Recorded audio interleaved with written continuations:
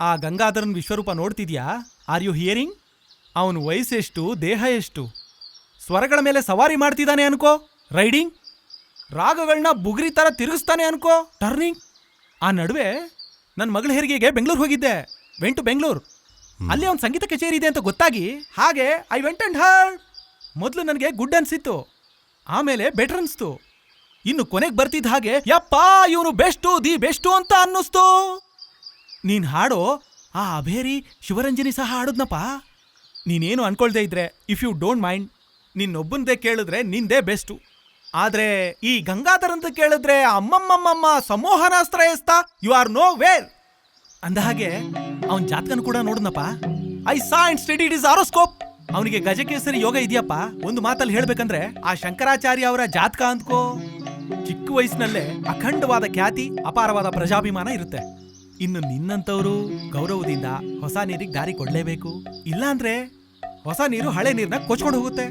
You will be simply washed ಅವೇ.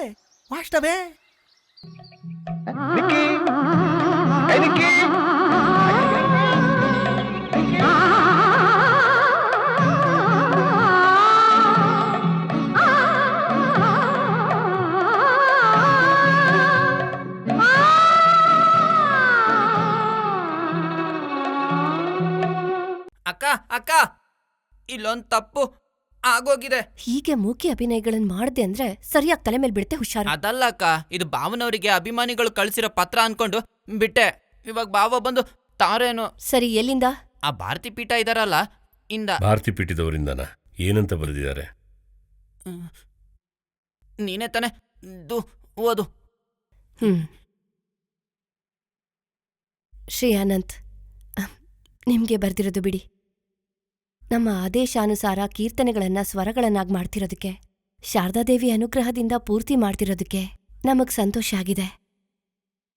ಇನ್ನಷ್ಟು ಕೀರ್ತನೆಗಳನ್ನ ಸ್ವರಪರಿಚಯ ಮಾಡೋದ್ರ ಮೂಲಕ ವರ್ಧಮಾನ ಗಾಯಕನು, ಚಿಕ್ಕ ವಯಸ್ಸಿನಲ್ಲೇ ದೊಡ್ಡವ್ರ ಹಾಗೆ ಮನ್ನಣೆ ಪಡಿತಿರೋ ಚಿರಂಜೀವಿ ಗಂಗಾಧರನ್ಗೆ ಒಪ್ಪಿಸ್ಕೊಡ್ಬೇಕು ಅಂತ ನಮ್ಮ ಆಸೆ.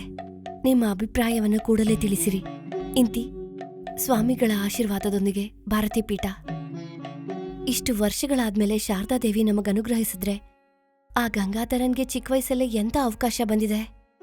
ಆ ಚಿರಂಜೀವಿ ಎಷ್ಟು ಅದೃಷ್ಟವಂತನೋ. ಬನ್ನಿ ಅಕ್ಕ, ಭಟ್ರು. ನಮಸ್ಕಾರ ನಮ್ಮ. ಬನ್ನಿ. ನಮಸ್ಕಾರ ಸ್ವಾಮಿ. ನಿಮ್ ಚಿರಂಜೀವಿಗೆ 100 ವರ್ಷ. ಈಗ್ಲೇ ಗಂಗಾಧರನ್ ಬಗ್ಗೆ ಮಾತಾಡ್ತಿದ್ವಿ. ಹೇಗಿದ್ದಾನೆ?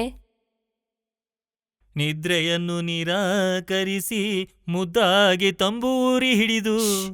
ಇವ್ರ ಮುಂದಿನ ನಿಮ್ ಸಂಗೀತ. ಕ್ಷಮಿಸಿ ಸ್ವಾಮಿ, ಹಾಗೆ ಅಂದ್ರಂತಲ್ಲ ತ್ಯಾಗರಾಜ ಗುರುಗಳು. ಇವನು ಹಾಗೆ ಆಗಿದೆ ನಮ್ಮ. ಮುದ್ದಾಗಿ ತಂಬೂರಿ ಹಿಡ್ಕೊಂಡು ಸುಸ್ವರವಾಗಿ ಹಾಡ್ತಿದ್ರೆ ನನಗೆ ನಾನೇ ನಂಬ್ಲಿಕ್ಕಾಗ್ತಿಲ್ಲಮ್ಮ. ಇವನೇ ಅವನು ಅಂತ ಸ್ವಾಮಿ. ಕಚೇರಿಗಳು ಕೂಡ ತುಂಬಾ ಚೆನ್ನಾಗಿ ಬರ್ತಿದೆ. ಕಚೇರಿಗಳಿಗೇನೋ 5 ಅಂದ್ರೆ ಅವೆಲ್ಲ ಯಾಕೀಗ? ಕರೆಕ್ಟ್.